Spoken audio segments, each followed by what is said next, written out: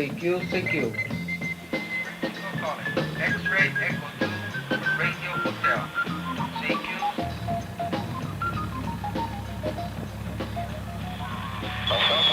Antenna, sending by for any call. XC2RH, XC2RH. This is WB6KPN. Willie Baker, 6 Kings, Peter, Nancy. XC2RH. XC2RH, this is WB6KPN. The handle is Matt, WB6KPN, calling XC2RH and standing by. WB6KPN. WB6KPN. XC2RH antenna. We want to start this, Matt. I'd like to hear you. Antenna.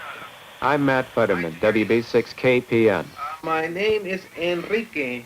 Enrique, well, the same as Henry. Everyone you've seen so far is a friend of mine. I haven't met them in person, but we all have something in common. Ham radio. What three bands? Tri-band antenna that you have covered.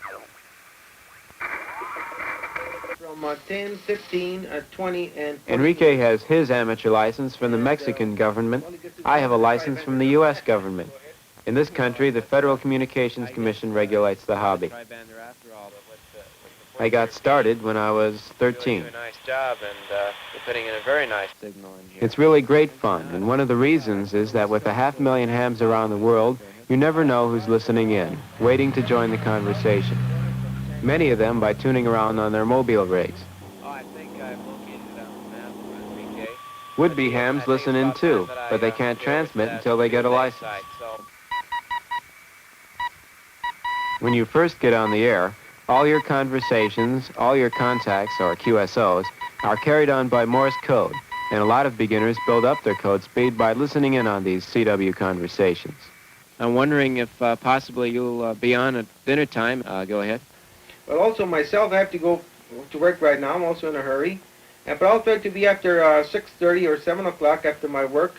I'll see if I can make a contact with you. So 73 y hasta mañana. WB6KPN, XC2RH. 73, and we'll see you later. XC2RH, this is WB6KPN.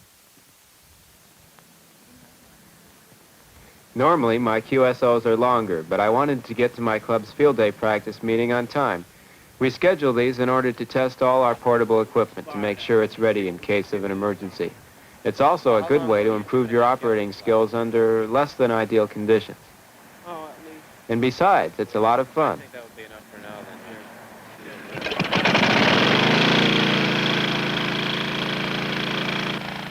Many of us build our own equipment, which gives you a good practical knowledge of how it works, or in some cases why it doesn't. The FCC requirements are set up so that it's easy to get on the air with a beginner's or novice license, like Ed here, WN6QDQ. And there's nothing like being on the air to build up your code speed. Ed really works at it, and the way he's going, he'll be able to pass his general class test any time now. Quite a few of us in this club already have the highest class license, the Amateur Extra, which gives us full operating privileges on any of the dozen or so ham bands. Our antenna for the 15-meter band is a homemade cubicle quad. Okay, there is quite a bit of interference on your signal. You're about Q4 and S7 here. Q4 and S7, the location is Woodland Hills, about 25 miles northwest of downtown Los Angeles on the west end of the San Fernando Valley. My name is Matt, Mexico Alpha Tango Tango, Matt. We're operating sort of a field day type setup here, portable setup with the West Valley Amateur Radio Club. We have about 4 stations set up. We're using a Swan 350 to a 15-meter portable quad up about 20 feet, 2-element quad. So how do you copy? K8ZLS in Livonia, Michigan. This is WA6LXN Portable 6.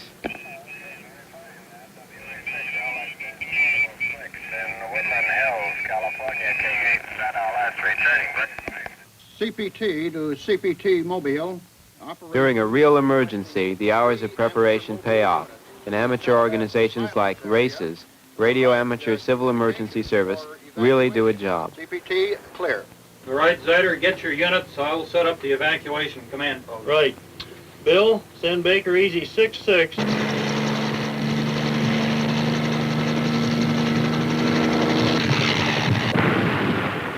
bigger the emergency, the more important amateur radio becomes. A few years ago, a tremendous earthquake up in Alaska sent a tidal wave crashing into the coast near Anchorage, among other things, wiping out just about every normal means of communication. You may have seen some of the TV reports. The most awesome force to hit North America in the 20th century, hitting Anchorage at 5:36 p.m. just after the close of business. At 5:47, the first mobile units of the Radio Amateur Civil Emergency Service swing into action, ready to provide immediate communications. This is downtown Anchorage. The airport control tower. The story is repeated in Seward and Kodiak. All over Alaska, ham radio volunteers provide vital links in rescue communications. Portable equipment is gathered into makeshift message centers to find the missing and speed help to where it's needed in the aftermath of the worst disaster in Alaskan history. This is Bill Leonard reporting. Hey, Charlene, what are you doing this summer? Well, Dave, I haven't been doing very much. I've been doing a little volunteer work at the Braille Institute. But aside from that, I've been looking around for a job that pays a little bit. What have you been doing? Yeah, I guess, Charlene, it's really the paying job that counts. And, well, I've got a 9-to-5 work day here. I want to get as much as I can in this summer, so I'll have enough throughout the school year there. Go ahead. Break. Who's the breaker? A lot of young hams helped out during the Alaskan earthquake, as they do during every emergency. But most of the time, we just enjoy hamming, getting together on the air, keeping up with old friends and meeting new ones, talking about your new rig, the latest DX station you talk to halfway around the world, dates, jobs, whatever comes to mind. XZ, located in central Los Angeles, and the handle is Gene. Great, easy, Nancy, energized. Wondering if one of you could give me a signal report, please. Over. Yeah, hi, Gene. My call is WB6FFE. And my name's Charlene, and I'm here in Hollywood, not far from here. Some of the conversations get pretty casual, but we do keep a written log of every contact. It's one of the FCC requirements, and it's also a valuable diary of all your ham activities. And, how do you copy me down there, Gene? Go ahead. No S-meter on the receiver, the S20R, but you must be pretty strong because you're giving in a good rumble here. Go ahead. Break. Who's the breaker? This is WA6RIZ. The name here is Roy. Okay, Charlene, I heard you in there, and I was just wondering if you're down at that West Car picnic last weekend. I was down there with Steve, WA6NQK, and I think I saw you out there pulling the names out of the hat for the drawing they had there. Go ahead. Oh, yeah, Roy, that was me. I was down there with John and Dave. They're also in here. Hi, John. Rag chewing is great fun, but hams have lots of different ways of enjoying the hobby. And some of them are pretty wild. Hams don't build rockets, at least not this big, but they did build this satellite, Oscar, short for Orbiting Satellite Carrying Amateur Radio, mainly to see if they could do it. Hams all over the world got the message. W6ORG, this is WA6EPX, audio and video. Okay, that should be coming in on you there. I'll try and zoom in on this thing. And here's another way to do your thing, ham TV. Actually, it's not as unusual as you might think. There are several hundred ATV operators in this country. It's only natural. Amateurs were pioneers in the development of television, as they have been in many other areas. A couple of good high-power transistors, and I think it'll put out a good picture in the sheriff's helicopter for us there at New Year's. So with that, I got to get back to it, Rudy. I got to swing some more solder on this thing, and nice seeing you again on there, Rudy, and we'll check with you later. WA6EPX, W6ORG. W6ORG, this is WA6EPX. Tom didn't go out and buy all this gear either. He scrounged around for the parts, a lot of them surplus, and put everything together himself. There's a special kick you get from home brewing your own equipment and seeing it work. What is the maximum input power permitted to the final stage of the transmitter in a station licensed to the holder of a novice class license or operated by such an operator? 75 watts. Okay. For how long is an amateur novice class license valid? Besides learning the Morse code, 5 words a minute, You'll have to know some basic radio theory and a few operating rules to get ready for the novice test. With a little help, you can learn it all. At the same time, you're building your transmitter. Everything you need is in the license manual and other publications put out by the American Radio Relay League. Be controlled by crystals.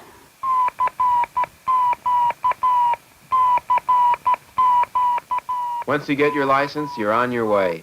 And for no more than the cost of a couple record albums, you can build a transmitter like this. One tube, made from a junk TV set and a few other parts. Total investment, about $10, including the key for sending code.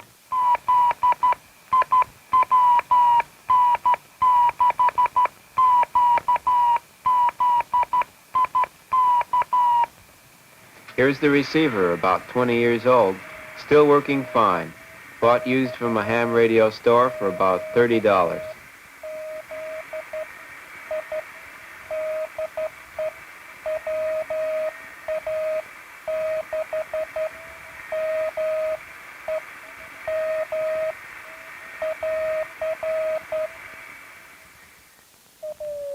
Patty's talking to WA6MEM, a station she's worked before. There's his QSL card. Hams everywhere exchange these personalized cards and keep them as a reminder and a record of contacts. Some veteran hams have literally thousands of these from stations throughout the world. It's very possible Patty built up her code speed by tuning in W1AW, the American Radio Relay League's own station in Newington, Connecticut, world headquarters for the ham's official organization.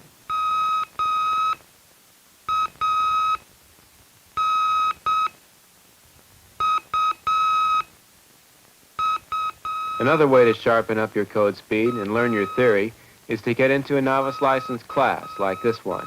Schools and ham clubs run these regularly. John's using an electronic keyer. It makes perfect dots and dashes. But it's a funny thing. Trying to send 3 words a minute is quite a trick when you're used to being up around 30. It takes skill and a lot of practice to get that good at Morse code.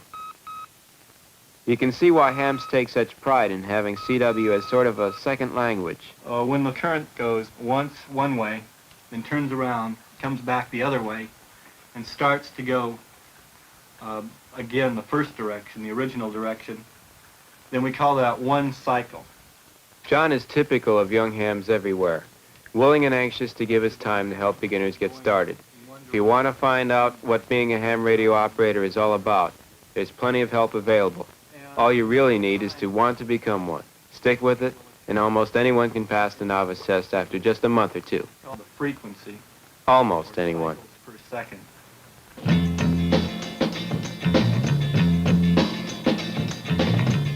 Ham radio has a lot going for it. It's fun, rewarding, and challenging. It doesn't have to cost a lot, and you really feel you're doing something. It's a terrific hobby. I recommend it. So 73, and I'll see you on the air. Is this frequency in use?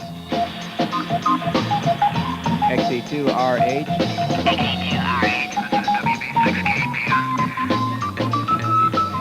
Yeah, go ahead. I'll turn on the teletype equipment and see how you come through there.